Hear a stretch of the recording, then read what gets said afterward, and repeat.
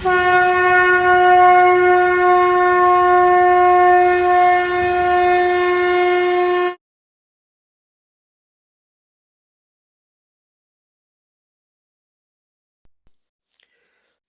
स्वामी दयाल की दया, राधा स्वामी सहाय, राधा स्वामी। आप सुन रहे हैं परम संत ताराचंद महाराज जी का 15 जनवरी 2007 का ये सत्संग। तो महाराज जी किस तरह से फरमाते हैं, मैंने बताया था कबीर साहब ने धर्मदास को यही कहकर एक मूल मंत्र बताया कि आदि नाम अजर नाम, अदली आकाश नाम, पाताल शब्द सिद्ध नाम, यही नाम से जीव का काम। खुली कुंजी खुले कपाट, पांजी निरखी सूरत के घाट, परम भूत का बांधा गोला, यही कारण धर्मदास बोला। कहे कबीर वचन प्रमाण, यही शब्द से हंसा लोक समान, सतनाम सतनाम सतनाम। अब उन्होंने सतलोक की महिमा का वर्णन कर दिया। यही महाराज नानक साहब भी अपनी वाणी में कहते हैं, एको सतनाम करता पुरुष निर्भय निर्वैर, अकाल मूरत अजुनी से भंग गुरु प्रसादी चख। नाम तो एक ही बताया जाता है पर उनकी महिमा की जाती है। नाम तो कबीर साहब ने भी एक ही बताया था पर उसकी महिमा कर दी गई। जो इन पांचों धुनियों के ऊपर गूंज रहा है वही इन सब धुनियों की जान है। सोई कहा है कि घट में बाजे अनहद तार, सुन सुन सूरत चढ़े। सूरत इस प्रकार से चढ़ जाती है, उन शब्दों को पकड़ करके मंजिल मंजिल चढ़ जाती है। इसी का नाम चढ़ना है। अगर कोई इन बातों को समझ जाता है तो कोई भी दिक्कत नहीं रहती। जिन पर सतगुरु की दया होती है वह आप ही आप चले जाते हैं। ये अंतर की वाणी है। आपको एक और भी बता देता हूं, सभी ये बात कहते हैं। महाराज चरणदास जी ने कहा है, एक भावरा सा गूंज सी, दूजे घूंघू होय, तीजे शब्द जूं शंख का, चौथे घंटा सो। चौथे घंटा सो पांच हुए ताल, जूं बाजे, छठे जूं मुरली नाद, सात हुए भेरी जूं गाजे। आठ हुए मृगनाद, आठ हुए मृदंग नाद, नफीरी नो, 10 हुए गर्जन सिंहसी, चरणदास भले सुन लो। पर चरणदास जी ने तद्विधि वार नहीं बताया, उन्होंने टेढ़ा मेढ़ा करके बता दिया। इस वाणी में कबीर साहब ने भी टेढ़ा मेढ़ा बताया है पर वे 32 कड़ी के शब्द में सीधा ले गए। स्वामी जी महाराज ने हिदायतनामा पुस्तक में खोल करके बता दिया है। अनुभव प्रकाश में, कमल भेद में खुल्लम खुल्ला आया है। ब्रह्मवेदी में भी महाराज गरीबदास ने टेढ़ा मेढ़ा ही बताया है। इसे हर एक नहीं समझ सकता। त्रिकुटी नीचे बता दी और सहस कमल दल को उन्होंने ऊपर बता दिया। इस तरह से गलतफहमी हो गई है। परमानंद जी महाराज ने, महाराज रिवाड़ी वाले हैं, उन्होंने ये शब्द का वर्णन किया है। उन्होंने कहा है, सातों रंग निरखता जा, हो जा पूर्ण ब्रह्मज्ञानी। उन्होंने यही 7 मंजिल बताई है। सतलोक से आगे अलख अगम, इस प्रकार से स्वामी दरबार तक ये भी पहुंच गए हैं। सोई मैंने आपको बताया कि सतगुरु की महिमा बड़ी, सतगुरु चाहे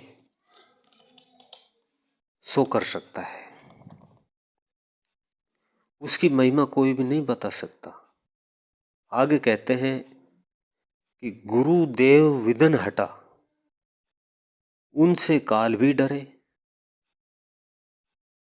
आप पूछोगे कि उन्होंने कौन सा विदन को हटा दिया? मैं तो अपने ही विदन बताता हूं, तुम्हारे विदनों को तो पता नहीं। मैं तो बहुत विदन में पड़ा हुआ हूं।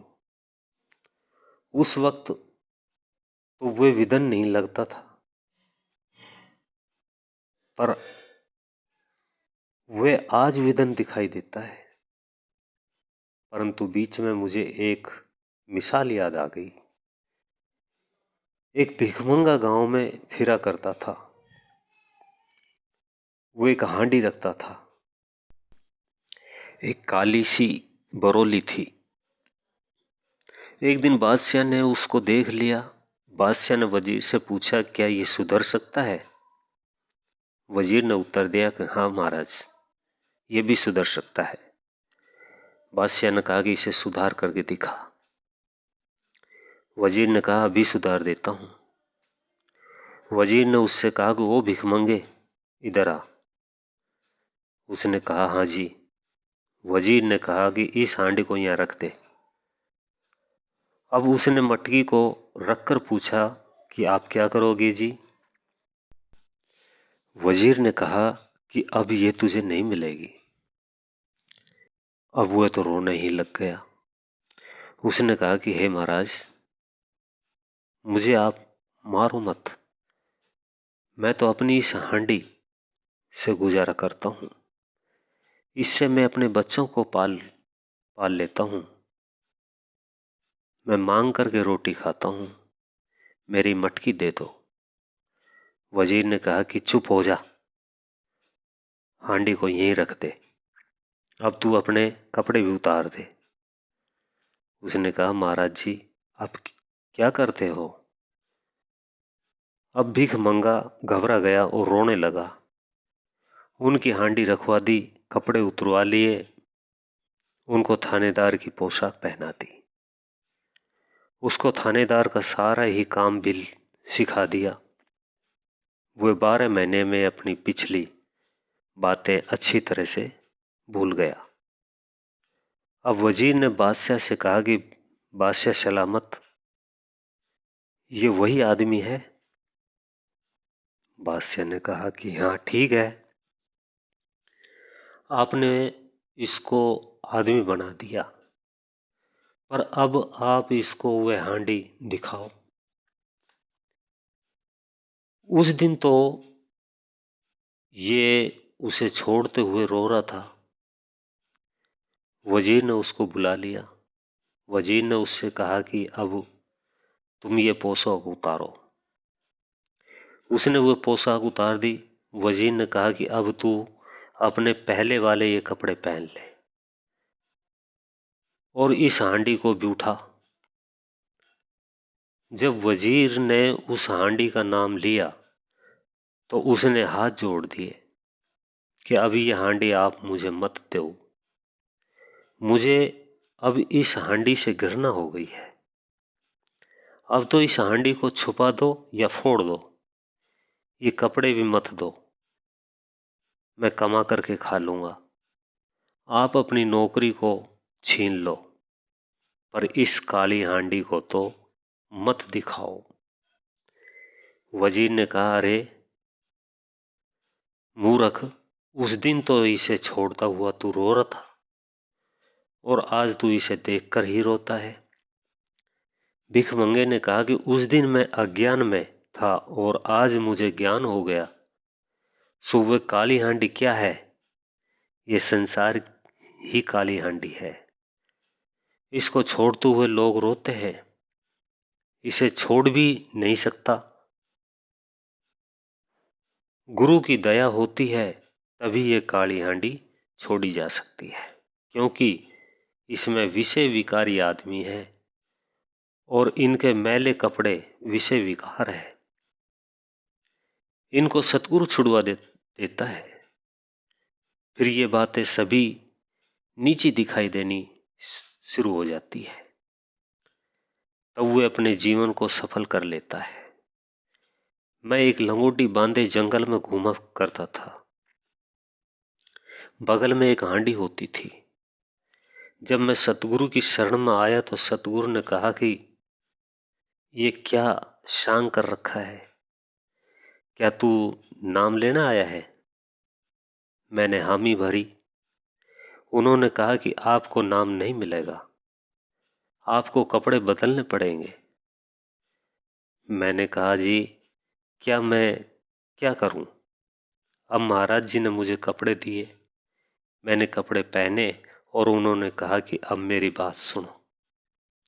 ये सारी बातें तो सारी ही संगत को कई बार बता चुका हूं, अब बार बार क्या बताऊं? क्या सतगुरु ने मुझे नहीं बदला? क्या सतगुरु नहीं बदलते हैं? सतगुरु जीवन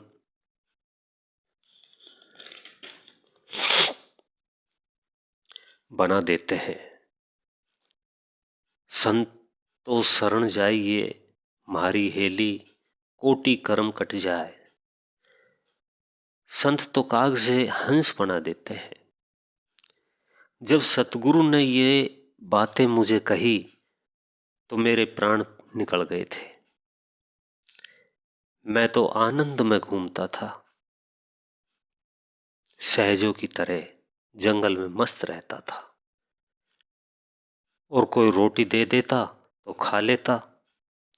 मैंने सोचा कि आपने ये क्या किया, पर मुझे एक चीज की इच्छा थी। मैं पूछता था कि राधा स्वामी मत वाले क्या बताते हैं? ये जो संत मत वाले जिसे चौथा लोक कहते हैं, ये क्या है? जहां संतों के सिवाय कोई पहुंच ही नहीं सकता। संत तो ये भी कहते हैं कि सतलोक में जीव को ले जाने वाला संत ही होता है। इस जीव का अधिकारी और सूरत को तारने वाला इसका पति संत ही होता है। इसे ऋषि मुनि योगी और योगेश्वर कभी भी नहीं ले जा सकते। फिर पाठी और भुजागर तो कुछ कर ही नहीं सकते। ये तो सभी तीन लोक के हैं। मैं इन बातों को नहीं मानता था। जब उनकी शरण में गया तब मेरी चौंध खुल गई। तूने तो उस काली हांडी को अंधा होकर पकड़ रखा था। कृष्ण जी भी गीता में इस निचली भक्ति का खंडन करते हैं। इनका वर्णन में दूसरे ही ढंग से करते हैं। मेरी ये सुनी हुई बातें हैं वो याद आ जाती है। गीता को रात और दिन पढ़ते रहो। मैं एक बार भाई रतिराम के पास गया तो चुंगी पर एक पंडित बैठा हुआ था।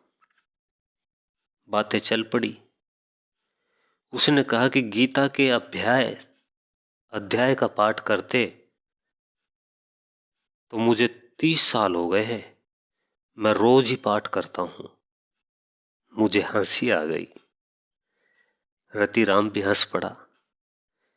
उसने कहा क्या बात है? मैंने कहा कि मैं तो पंडित जी की बातें कहता हूं कि इन्हें गीता पाठ करते